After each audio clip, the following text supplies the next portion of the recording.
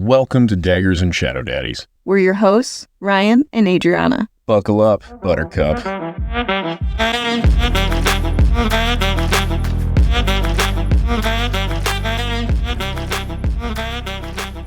I want to jump right back to when they're walking the city. I realize that Rhys is so comfortable hearing her thoughts and just talks about them as if she says them out loud. He's like, don't think that. I think that's also a reminder to her. Like, hey, put your shields up, homie. Yeah. Because I'm not the only person that can do this. So I think that's a bit of it too. The other thing I want to address while they're walking around the city is people are friendly to Riorson, right? Mm-hmm. They're nice enough. But there is nothing super substantial going on there. And then we hear about his mom and his family and whatnot. What did you think of that? Once they're on the mountain. We haven't heard about it down below. Do you want to discuss how they get up to the Wind Castle? No, we don't need to. I was just talking about how they do the 5 truths and then feyre shares truths. What did you think of that scene? So he gives 3. Yes, 3. Right. What were his 3 truths? Do you remember? No, not really. Okay. I don't either, but I think the gist of the whole thing was like, I never thought I would see the city again. Yep. I'm so happy the city's here. And basically, life was hard. How great is it now? I hope it continues to be awesome. Mm-hmm. Right? It's kind of the idea. And she has a full-on like, I don't fucking love Tamlin anymore. The person who I This was so needed. Yeah, no, and that's the whole thing where I'm like, she is coming to terms with who she is now. She doesn't know who she is now yet, but she is recognizing, I am not the same person who died under that mountain.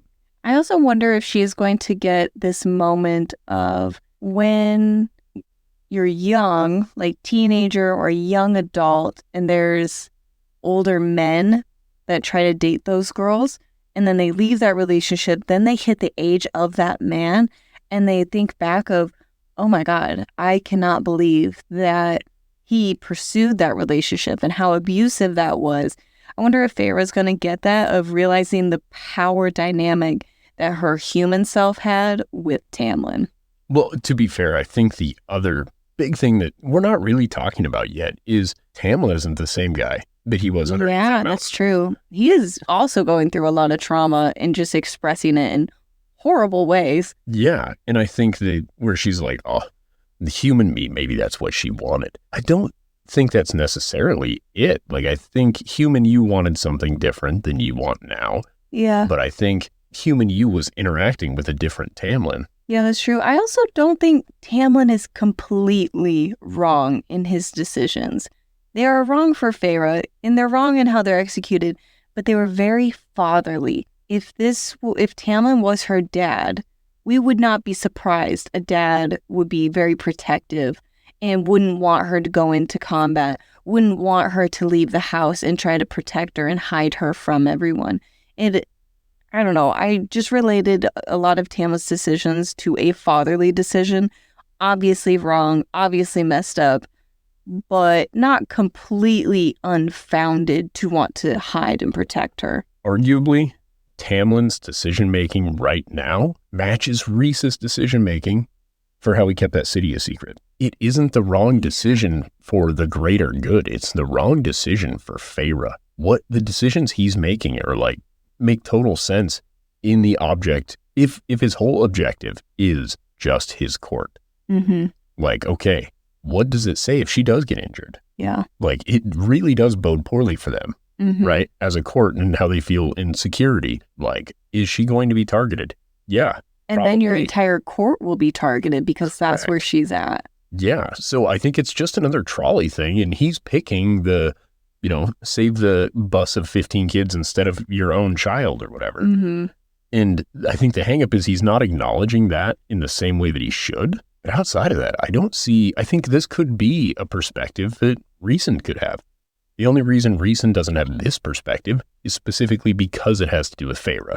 I think because he benefits from her learning her powers. I still think there's some sort of weird love bond. Yeah, there is. I stand by it. I think that it hit him like a ton of bricks, and then That's Well, why. that kind of goes into 16. So now we're into 16, which if you want to jump back this the into long one? anything, it is the long one. Yeah. Because I have, and she finally took the time to reflect on her relationship with Tamlin when she was talking to Rhys. And she corrected herself in this moment right before they go in for dinner and to meet everyone. She corrects herself from who I am to what I am. And that's where I wonder if she's going to struggle with accepting herself as she continues to learn more of who she is now. The Queen Fae. High Lady. Yeah, I think they should just call her Queen Fae. Queen Bee. Yeah, well, okay, so I have two things on this. I think you're 100% correct. I think what's really interesting is Rhys says the only pure-blooded Fae in this room is actually more. Mm-hmm. He doesn't include her in that. He doesn't include Feyre in that, which I find interesting given Feyre's entire existence right now was given by all these high Fae, and Rhys's contribution would be the only thing that prevented her from being 100% high Fae. Talk about how she still has her human soul, and I think that's Just her part of her being. Yeah, but I don't think they're discussing souls in this. He said the only person... Think of the grave, bone graver, whatever that thing is, right? What? Who they're going to go see Bone next. carver. Yeah, the bone carver. The bone graver. I don't remember the name. What does he use the bone graver? Why is he going to talk to Feyre and more likely than everyone else? Because right upon her showing up, people can tell that she is not like more in this example. I would say she she's is still different. I would say it's because she's the super Fae. Because she is the culmination of the essence of all of the I don't think anybody knows what she is because it's never been done before. But everybody does recognize her as high Fae. And the one lady smells her blood, her bones, her skin is how it's described. Yeah. Right? And the only thing that she isn't sniffing is her soul. And she's like, well, you got a human soul. Every other part of you is high Fae. Yeah. So is it a narrative issue that Rhys didn't go, well, and of course, now you being a pure high Fae? Or did Rhys did his 1/7 of input into her and him being half, is she 1/14 something else? You are so pedantic. I don't think it's that specific. I think it's just as simple as you were born human and now you're high Fae. I think you were transformed. That's all the more I think it is. Going into chapter 16, they show up. She talks about how beautiful these men are. And the beautiful man names too.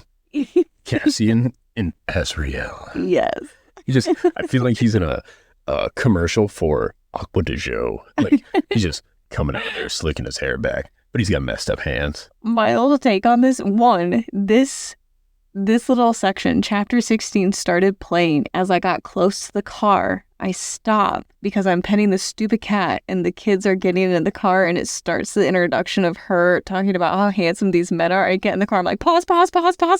Which I might add, our teenage daughter and her friend are the ones getting in the car. Yes. I have all the other kids in my pickup. None of them have been exposed to anything like this. But it wasn't anything bad. It was just talking about how gorgeous and handsome they are. And when I the hear girls this, are like, don't pause. they're just like, they didn't actually even notice. Okay. But That's your story. We get home from paintballing and we re-listen to this, and I just kept thinking, how homely are the humans that every high Fae that she meets is just more beautiful than the previous. Except Amanda. Or not Amanda. Amryn. She is plain. Yeah. She's like, she borders on plain looking. And I'm like, first of all, plain person has silver eyeballs. Like, who the hell are you talking about? Like, oh, and Amarantha wasn't beautiful. Yes, which again makes me wonder what's going on here. And they have very similar names. They all do. Ianthe, Amarantha, Amarin. Oh, you're right. Illyrian. That's not something she made up. That was already a thing. Yeah, but they all kind of flow the same. They all seem like the same color to me. They all start with a vowel. I about screwed up consonants and vowels. Again, also illiterate. Me and Feyre. So everyone is just so beautiful. Every Fae she meets is just more beautiful than the previous. And I just find it funny of What do you think of your sisters? Like, if she goes back, she's like, oh my God. You're making this incesty? Oh, no, the opposite. No, I was just talking about just her overall view of humans. Oh, yeah, no, they all look like pig farmers now.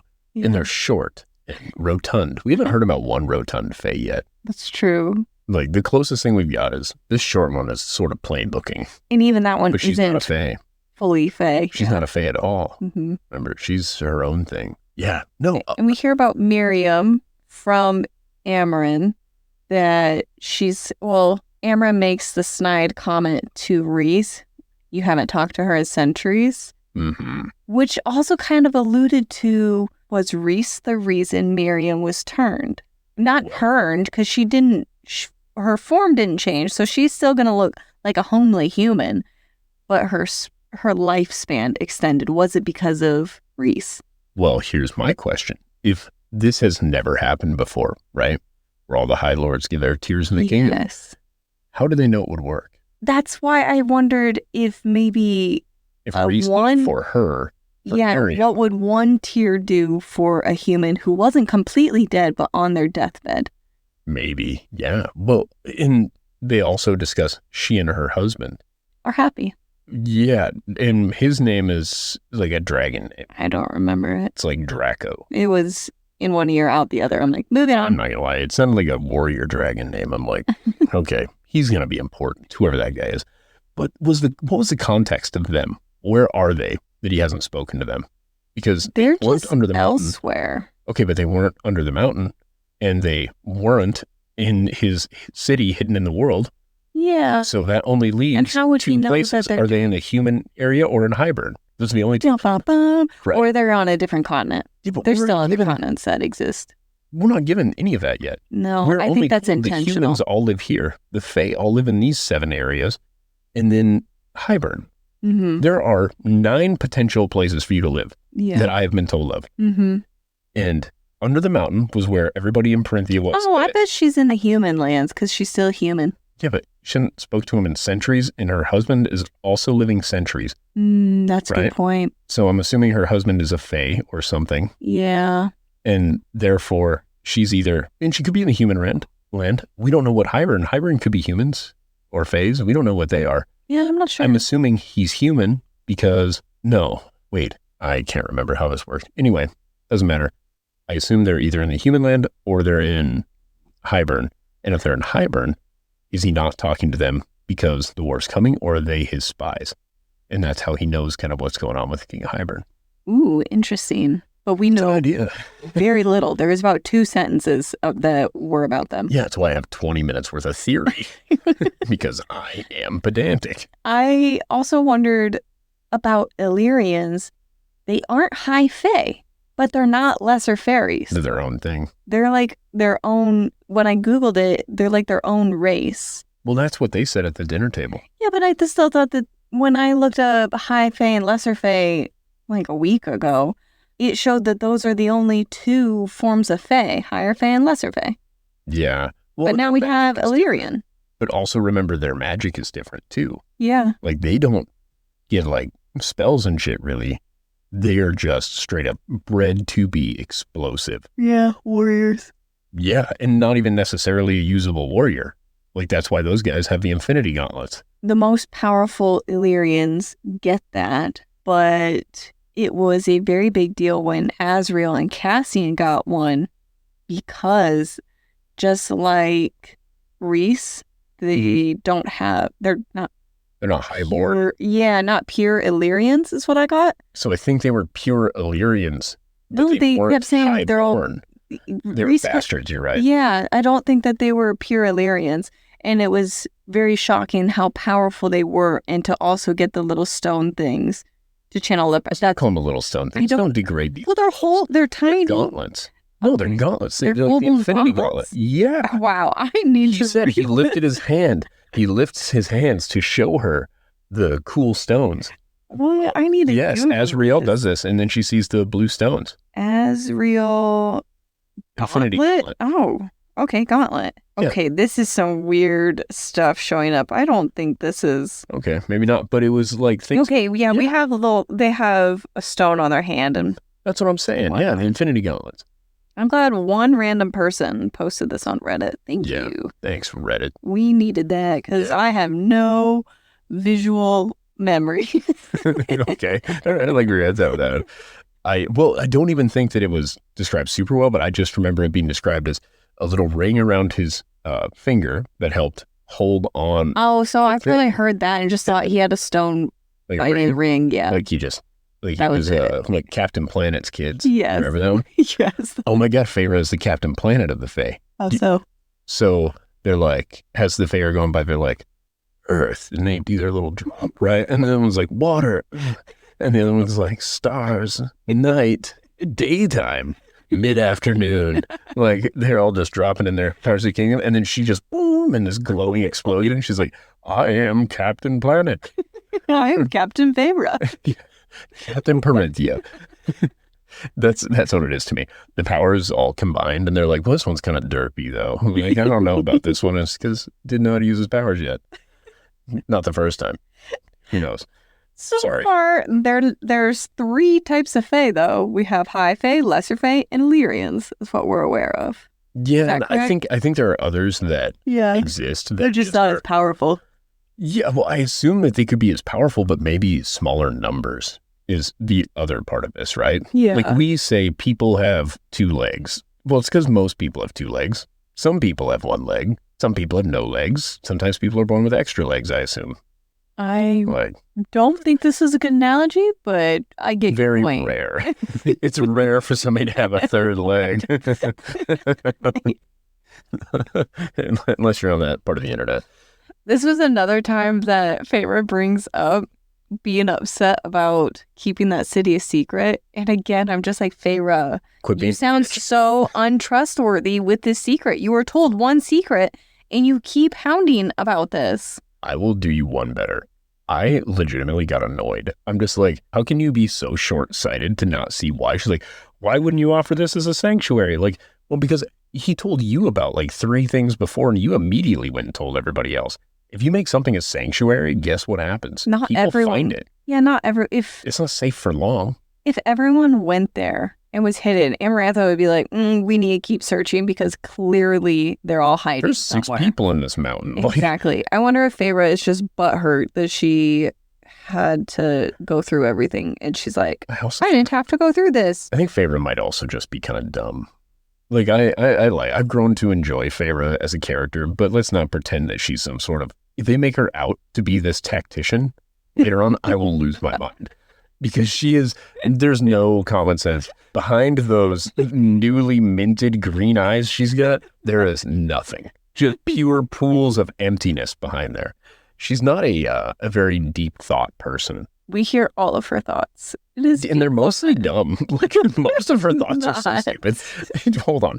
Let's review the last several she had. Give me one thought. She was thinking about how Tamlin wasn't any good for her. That was real deep. She managed to suss her way through that, huh? I'm proud of her. Like, she's gaining, but she is so dumb. Like, maybe he's not the guy for me. Wait a minute. He exploded the library in your home, and you protected yourself. Otherwise, you would have been murked. That wasn't the straw that broke the camel's back. Yeah. Every time you said, hey, can I go somewhere? He said, no, why don't you stay home? Stay barefoot. I'll do my best to get you pregnant. And you didn't go, yeah, that's kind of a problem. You're like, hey, do we have to ride these horses or can we just run? Because I want to see, but I'm pretty sure we can run faster than these horses. And he's like, please stop being a fucking idiot. I'm riding the horse. Like, that was the whole thing. I just think that we can love Feyre for the beautiful idiot she has become. You were so hard on her. No, I'm not. I'm trying to be so nice. Not in this moment, but in general. Yeah. I think I'm viewing Feyre quite charitably. Well, she hasn't realized that Rhys has a thing for her. She seems quite oblivious to this. Oh no, she's the Batman of this universe and the Captain Planet. Because she learned to read in like 3 days, right? Because she is miraculous. And she's a super fae, right? And she has these powers. And she's like, I want to train, but also she at no point on her own has decided to just practice. Yes, she did. When she first goes to... So prior to going to the night court. Prior to somebody telling her that she needs to train, like recent. Like, did she ever just go, This weird thing keeps happening where I'm slowly turning into Wolverine's female nemesis. Maybe I should see if I can put these claws back at will or take them out at will. Also, I've noticed more of the furniture is becoming burned when I'm frustrated. Should I look into this? Well, let me ask Tamlin. He can tell me if I should look into this or not. That's do you think she has to ask Tamlin to wipe her ass? That's just a sign of an abusive relationship. Correct. I think that all makes sense. She was in an abusive relationship, and she has, her entire time knowing Tamlin, she was less powerful than him. To be fair, she is currently less powerful than he is. Yeah, but he is the person to listen to. He is the person to trust. This has been her course of action. To break away from that train of thought, that takes strength, and that is, I think it lines up really well with what happens to women in abusive relationships. And her leaving, I think all of that lines up and makes sense to me. So this developed really quickly because the last thing he said before she went under the mountain to him was, he's like, I love you, go the fuck away. Don't come back. Enjoy your life with your family. She was there for a few weeks, and then she's like, I think I'm going to go back and see how he's doing. then all of the other Fae that were more powerful and knew her were like, please don't go under that mountain. You can't save him. It's too late. And she's like, I think I'm going to go under that mountain. You don't want any part of this, Ricky Bobby. Yeah, that's no, not Ricky Bobby. That's Dewey. Dewey Cox. You don't want any part of this, Ricky Bobby. I love that. You don't want any part of this, Ricky Bobby. Oh, man, that makes me sad. Clark Duncan is dead. Oh. R.I.P. Clark Duncan. Well, I don't know who we're talking about. He's the guy that was talking to Ricky Bobby. He was in the Green Mile. Yes, okay. I love Clark Duncan as an actor. I didn't know him in person. I don't know how to transition into the next topic that I want to talk about. Well, you know what that means? It means this made the cut. Sorry. Yeah, so I wanted to talk about, as they're sharing everything, Rhys talks about his mom and how she was rescued and that they clipped their wings, which was so sad. It's just a demented society, but that his dad, as soon as he saw his mom, the mating bond was put into place for his dad. He specified for his dad, and it was for his mom. They were two separate events. It wasn't a thing that happens to two people at the same time. It's something that happened to his dad and something that happened to his mom, which I thought played into your theory at the end of the last book, that Rhys looked at her and the mating bond was in place for him, but not for Feyre. And I think that it's per normal, right? I think same thing with you and me. You knew before. I knew long before you. I was like, I want to marry her. She's so pretty. I love her so much. You had so just funny. Met me that day. No, this is the funniest thing. I remember the first moment where I was like, she's so cool. I didn't love you yet, but I made some Taco Bell joke that you laughed far too hard at. Then I was like, I think I even have a shot at this. And that's when I was like, all right, Operation Friendship. All of this is just because I giggle too much at your jokes. Well, here's the thing. Since then, it's not happened enough. You used to laugh and be sore, and now most of the time you're like, oh, this guy, this is not the time. Well, I think at the beginning of this entire conversation, you throw out a joke, and I'm just like, anyways, we're going to talk about this. Yeah, I think it's more of a safety thing you've developed through the years where you're like, okay. Or else you just keep going and going until the laughs stop. No, I know. It's a disease. I am externally validated specifically by you. It is not to add pressure to you, but if you don't figure it out, I will just be miserable. You got the mating bond first? Yeah, I got the mating bond first, and you got it a year later. And it's totally good. I appreciate that it took you time. I'm glad you came to it on your own. I'm assuming this is the same thing that's happening to Rhys and Feyre. He's like, well, I have actually known since we first said goodbye. Yeah, well, and I think leading up to that, he's doing all of the things that you should be doing. Kind of like with you and I, it wasn't like, oh, I'm going to stay close to her so that I can end up with her. It was, you love this person. How can you best support this person? And he has just been doing that. Yeah, there were many times where I was expecting nice guy moments, like getting her from more. I was expecting a nice guy moment, or at least in reflection to that. Tips the fedora, just my lady. Oh my God. He is definitely wearing a fedora in a lot of this. No, he's not. Stop it. Sorry. Stop that. Well, it's You a do good not ruin Rhys for me. No, I'm so sorry. I shan't. I was expecting just some type of moment when she was realizing that Tamlin wasn't good for her, of him just taking one of those moments where he talks about how great he is. When he was giving her sentences to write, he was doing that for his own entertainment, just to fuck with her and having fun. But when it came to a real moment of where I thought he's going to try to... It's word association. He subliminally is trying to get her into her pants through. Rhysand is the most handsome. Rhysand is the most charming. But he didn't take a Rhysand is the moment most to elegant. jump on the Tamlin hate with her. Correct. He was just letting her have her moment and didn't make it about himself or trying to put himself in a higher light than Tamlin. Right. It was just listening, and that was really lovely, and I like that. I agree. And that's where I think it's also realistic in a sense, but it's also the best way to go. Yeah. Like, I offered to be your best man at your wedding, Yeah. your maid of honor. And it wasn't to be like, I still want to go to the wedding. It was just, you're not trying to make that person's life more difficult. Yeah. And I think that they are Because doing I was such a great completely job of this. clueless to you liking me. I thought we were just... I mean, at that point, We I were. had told you, Okay, I like, think you were right. I like you. And you're like, I like you a lot too as a friend. And I'm like, cool. Well, if you ever decide you want to date, you let me know. Otherwise, I'm going to date other people. You keep dating who you're dating. Well, I just realized I was problematic like Feyre, where Feyre was crushing on both guys at the same Yeah. same time. Yeah, no, it was an inconvenient place to be in as the person that you keep referencing is Tamlin, I might add. Really upsetting. But I would say behaviorally, I really appreciate that Rhysand is, again, just supportive. Yeah. And And it's wants to see her, succeed. of just be your own person. He repeatedly will say to her, you are free to go. You have no obligation to be here. Yeah, but you are welcome here. Yeah. It is, you're providing a place for them to be, not a place they have to be. Mhm. And I think that's really lovely. And I think Tamlin is a great example of all the things people do wrong. It's this stranglehold Yeah. and this insane amount of control. I related a lot to controlling fathers over their daughters, very controlling, trying to keep them in this little bubble in order to protect them when really it is the worst thing for her. Oh, I could not agree more. And I think it's the worst thing, not just for her, but also for him.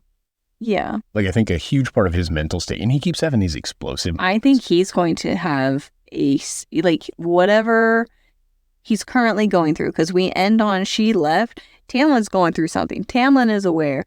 Tamlin has likely snapped, and he has now turned. If he hurts Alice, so help me God, No, I think will that he's- commission a fan fiction of Rhysand going there and just paddling his ass. for Alice. I don't know what character I'm thinking of, but we've seen this story before where I think that it might go, that the guy loses the girl because of his own behavior, and rather than recognizing his own faults, he then snaps, and then he hates her, the girl. And this is almost what I'm expecting it to go to. Yeah, I think that's kind of the natural course for this, right? Because in fairness, I do think that you could look at Tamlin's situation and understand that it would from the inside seem unfair. Yeah, He's like, everything that I've all I'm done for you, doing- all the love that I've given, even though it's not great love, but to him, in his I think the warped sex was mind. considered fine by everybody. I don't think that they were that upset with the sex. I think it was just, I found it disappointing just after he I agree. explodes and she's just like, worship my body like a temple or whatever it was. It's like, Tamlin should have been doing that before. yeah, no, I'm agreeing with you. I think it's hard because Tamlin is so obviously wrong, Yeah. right? Especially from our perspective. But he's not going to know it. Right. And I would be really surprised if it ends up being like a I hate Feyre thing. I think it's going to be a Rhysand seduced you. Rhysand did this to me. Yeah. I don't think it'll be a fuck Feyre did this to me. Yeah. It'll be it will be. She was Rhysand did seduced it. and there was some mental gymnastics done. Or he'll think that Feyre is under his mind control. Yeah. Yeah. And that's where I think that's where the whole thing ends up being. And I think a large part of what has made Tamlin shittier in book 2 is Ianthe. Yes. And that's where I want to know what the fuck is going on with her. She has some plan. There's something nefarious going on in the background. Yes. And I'm wondering if it isn't that she might be part of the reason why, like, oh, the human girls worship the fae, right? Their methods of worship maybe provide them power. Whoa, yeah, that makes sense. Right? And so I wonder if she doesn't have something to do with all of this unification of the world business. Interesting. Right? Well, talking about Tamlin and... Wait, do we want to? No, I wanted to point out that in the last book, I recognize Tamlin and Feyre are two different classes of people. Tamlin has never been without. Tamlin has never suffered in his upbringing, other than maybe watching. I think he talks about watching his dad be a horrible person. It made him sad. But there were many times where, especially during the tithing, Feyre knew what it was like to starve, and Tamlin was like, the rules are the rules. That was a moment where it was Feyre realizing her and Tamlin are from two completely different worlds. When we hear more about Rhys's background and struggles and upbringing, it makes sense that he can relate to her so much more as far as a partner. Just this entire friend group, where this group of people can relate to Feyre. Yeah, even Amren can relate to Feyre more, and Rhys can relate to Feyre. We don't know much about Cassian and Azriel yet. But this is just we learned about their upbringing. Yeah, but I just meant as far as if they can relate to her in her decision making. Just her and Tamlin were so disconnected in their decision making. Oh yeah. When Mor first walks in, Feyre points out Azriel looking her up and down. Yeah. And he's an observer. Mor put her hand on Azriel when Cassian was going in too far on personal stuff for Azriel, and knew when to shut it down. And again, I think that would be great. I think Mor and I think Feyre having these people, though, who she's going to be around that aren't love interests, that are also, that would otherwise seemingly be compatible. I like the idea of it just being friendships. Yeah. And I wouldn't... So odd. I wouldn't be surprised if it was Mor is just very close to this group and she can read when they've hit their limit or something like that. It might not be a love interest, but just really good friends. But I do love the idea of chemistry that is not romantic. I thought of this with Good Omens, though. Well, I'm not going to turn this into a Good Omens review because I love that. Yes, that would be its own entire different saga. I stand by. We need to do it at some point because I love the book, and obviously the show expanded on it. It's amazing. But I do like the idea of there being chemistry that is not romantic chemistry. Every goddamn time there's chemistry in these books. Well, it's literally a romantasy novel, so... Yeah, but can't we have like the romance in one corner and then we can just have some chemistry that's just... It's something... That's what I think it's going to be with Mor and Feyre. I think there will be really good friend chemistry. Azriel being gay would be super cool for the story because it would take all of the sexual pressure away from Feyre in these moments where they clearly are going to have to train a lot, right? And then I also think Tamlin turning out to be gay would explain so much of his crazy frustration and the way that he's acting out and things where he's just so deeply closeted. He's actually in love with Lucian. Wouldn't that be a great story? He's like, but Lucian isn't gay, so now he's just eternally frustrated. And he's gone through all of this and he knows that he needs to procreate in order to make this heir, but he just doesn't know how to do it. Like, his world is so stressful. And you know how this whole thing gets fixed? He comes out and Rhys kisses him. And that's when he's like, oh shit, I'm gay. And that's where their friendship is all figured out. And Rhys is like, bear in mind, this isn't going anywhere, but this is just for you, big guy. Stop. I'm changing the topic. Okay.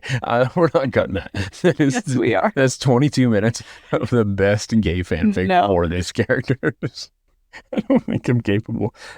The last thing that I had on this chapter was resurrecting Jurian. Why resurrect Jurian? This doesn't make sense. I thought he was just a ruthless human that fell in love with Amarantha's sister. Why do we need to resurrect Jurian? He was evidently a crazy good general, though. But he's still human. They've showed us time and time by power. Yeah, but we've been told time and time again how weak the humans are. I guess he has really good strategy. There hasn't been another human who is as ruthless and strategic as Jurian. Here's my perspective on this. What happened when Feyre was resurrected? Power. She was turned into a fae, a super powerful fae. Now imagine if she wasn't also a dipshit. That also explains, she could be super useful. I think Amaranth said all 7 High Lords would have to be in agreement. I wonder if there's maybe an alternative to bringing him back, or if it's expecting to get all 7 High Lords and force them to. Leveraged somehow? Yes. Yeah.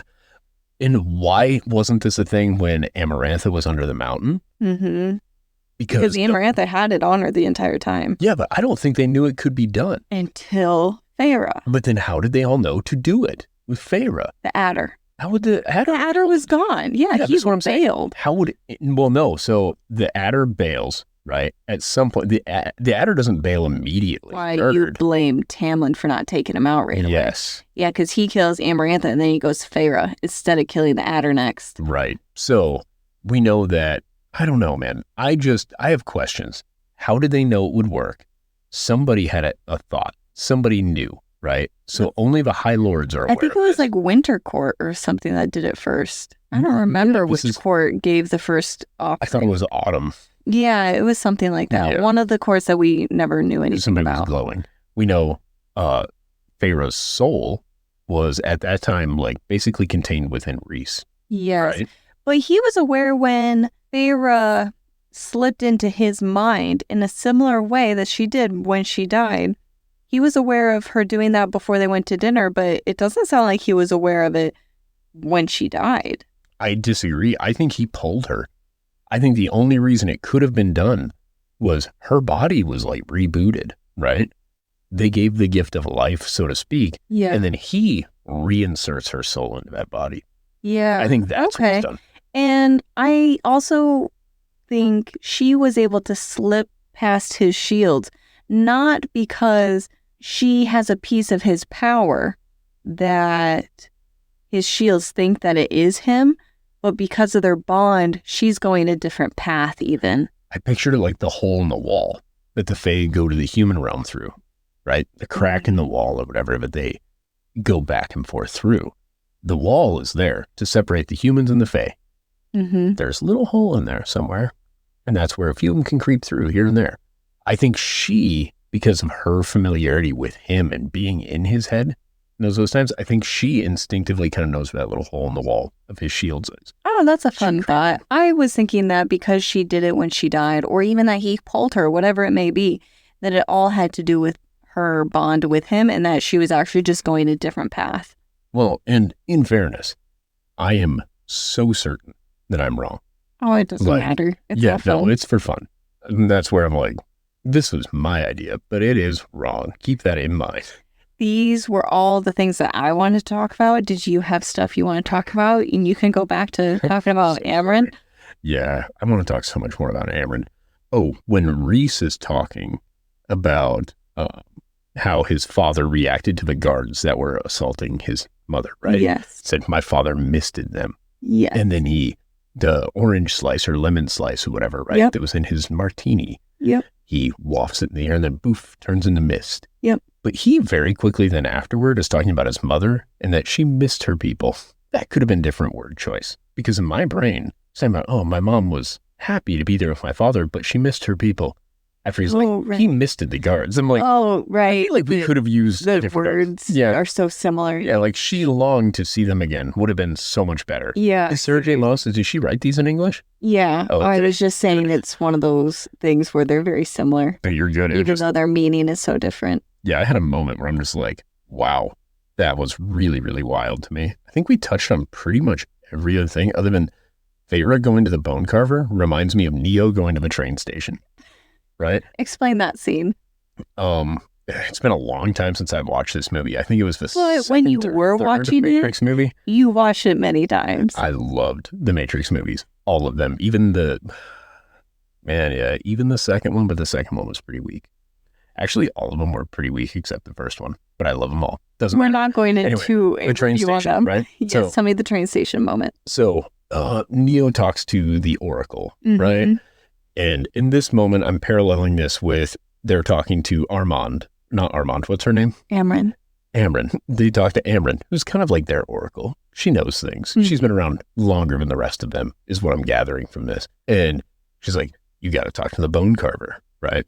And then the Oracle's like, you got to talk to the architect. And he's like, yes. How do I get there? How do I get back even to this spot? Like I can't, they turn me into my links. Mr. Smith has fucked with me. How do I get back there? And she's like, got to go to the train station. And the conductor, I think they call him the conductor, which doesn't make a lot of sense. That's, as a person who worked on trains, I can tell you that that's not the conductor's job. He basically just does the paperwork, but whatever. Anyway, so then he's like fighting with, his whole mission is to use this train to go to where he needs to go. And she's like, oh, I should go to the train. Sorry, I'm so distracted right now. I should go to the train station. Yeah, and I fucked that up. I was just coming to filler things I was watching. Hold on. Oh, so she's like, you need to go see the bone carver. And she's like, I'm not going to the bone carver. You can fucking go to the bone carver. And then she's like, but he'll probably talk to you because feyre, you're the chosen one. And that's just the same thing with Neo, where Neo's like, yeah, I'm the chosen one. And then the train guy's like, I don't give a shit what you are. Like, you don't get on my train because I decide who gets on the trains. I think that's how the bone carver thing's going to go initially. Oh my God. I look forward to this little theory of if the bone carver acts like this. If the bone carver is a little bit like protective and they kind of have to fight and argue. And I mean, he literally has to fight the guy in the train station, who I believe they referred to as the conductor, and I don't remember. But that dude kicked Neo's ass. But Neo kind of has a similar thing, where he's initially unimportant. He makes some decisions, and then it turns out he becomes the most important one. And he had to go through fights where he was losing, didn't he? Yeah, he doesn't do shit until the end of the first movie, where he can see the code. Yeah. Like, he does not become Billy Badass, completely Billy Badass. He's pretty badass before that, to be fair. Lots and lots of training. But he really gets there at the end of that movie, which is what I hope the end of this book is like. Feyre's finally gaining some semblance of control, where she's just on command. Like, I got fire hands. I got my other hands a little icy. There's tendrils of shadow, coming from me. Mind reading, jumping from brain to brain. Yeah. Well, and what are all these powers going to be? Because there are 7 distinct people, but they don't each have one power. They each have several. Yeah. Like, what is she going to be able to do? But I hope that that's how this works, is through talking with the bone carver. I'm sure the bone carver is going to give him some information, but his name is the bone carver. So I'm hoping that she's like, listen, you fucking talk or I'll melt your face off. And he's like, good luck. We're not a face melting people. But that's basically where I'm at with it, I think. I really look forward to hearing more if this ends up being the theory and this is actually just a story about Neo. Matrix for girls. Yeah. Matrix for girls. That's kind of it if you think about it. I mean, what's her name? All of a sudden I forget her name. Feyre? No, feyre. Damn it, Adri. Amren? No, in the Matrix. Oh. Trinity. Is that Amren? Yes, that's exactly what I was just going to say. Trinity is just like, I mean, to be fair, in this one, she would be the Riorson. Because she was first, like, one of the most Billy Badass people. Then Neo shows up, she trains him, similar thing, right? And then he's just better at everything. But oh my super God, sexy, I cannot get over dark hair. You end up, this entire thing, you relate it to the Matrix, and it's just Matrix for girls. Boys, you can enjoy this too with your ladies. To be fair, I think both of these are for everybody.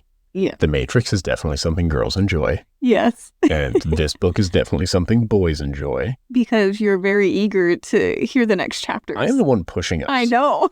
Because you are like, I want to wait and I want to listen to it. I want to take a nap. Yeah, and I'm like, woman, please. Take your nap, and then I wake up, here are your snacks. Now let's talk about it and get on to the next chapters. I'm just so excited. Like, I want to get through this book to get to the next book. Yeah. Because also, 1865. Oh, yep. That's going to be happening. Will, please. Please. I love you. I love you. You're my bestie. You're my bestie. It was a great time. We had fun. Now get out and go live your life. No, wait. No. Thank you all for listening. We appreciate and love you all. Please follow us here, TikTok or Instagram at Shadow Daddies Podcast. And then go live your life. Bye. Bye. Get out. We're done. This was Daggers and Shadow Daddies. Now it's my time. Toodaloo. It was fun for us. I hope it was fun for you. But that's all we've got. Goodbye. Come back in a few days. We love you.